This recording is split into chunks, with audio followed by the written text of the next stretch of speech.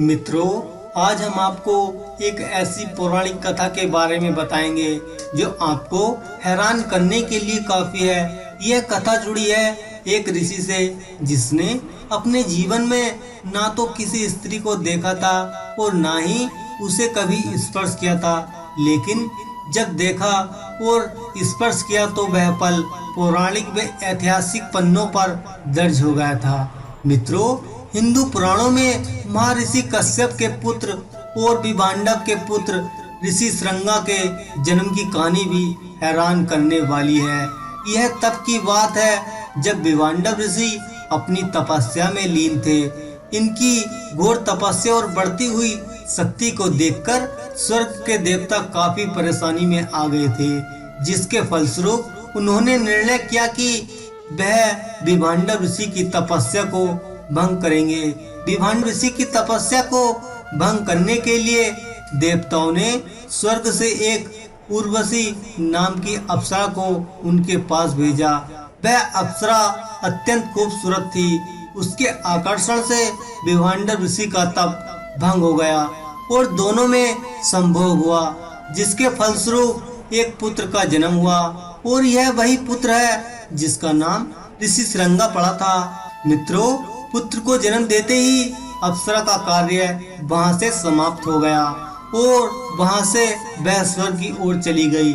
छल और कपट की भावना से भरपूर विभांडव ऋषि ने क्रोध में आकर पूरे संसार की स्त्रियों को इसका जिम्मेदार ठहराया। इसके बाद वह अपने पुत्र को लेकर एक जंगल की ओर चले गए।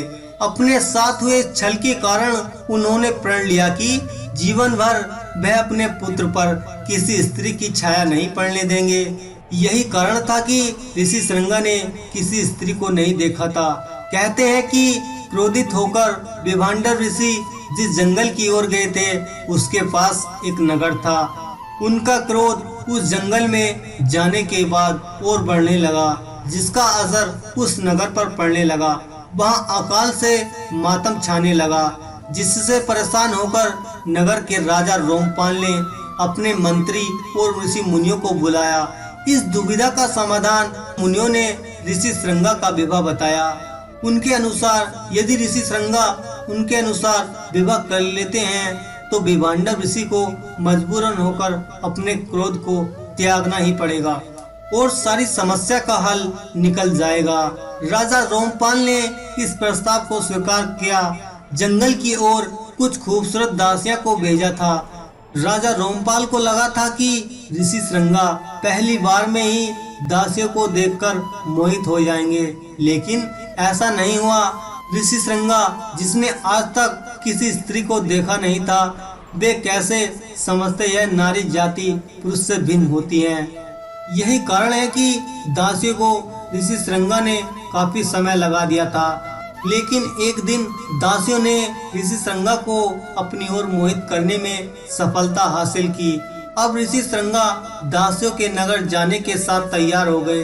जब विभांडव ऋषि को पता चला तो वह अपने पुत्र को ढूंढते हुए राजा के महल जा पहुँचे, जहाँ राजा ने उनके क्रोध को शांत करने के लिए अपनी बेटी का विवाह ऋषि श्रृंगा से कर दिया।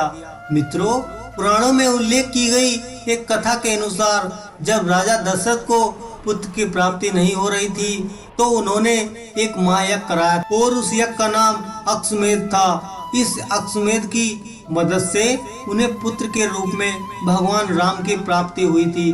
तो मित्रों, आशा करता हूँ कि आप सभी को हमारी यह वीडियो पसंद आई होगी।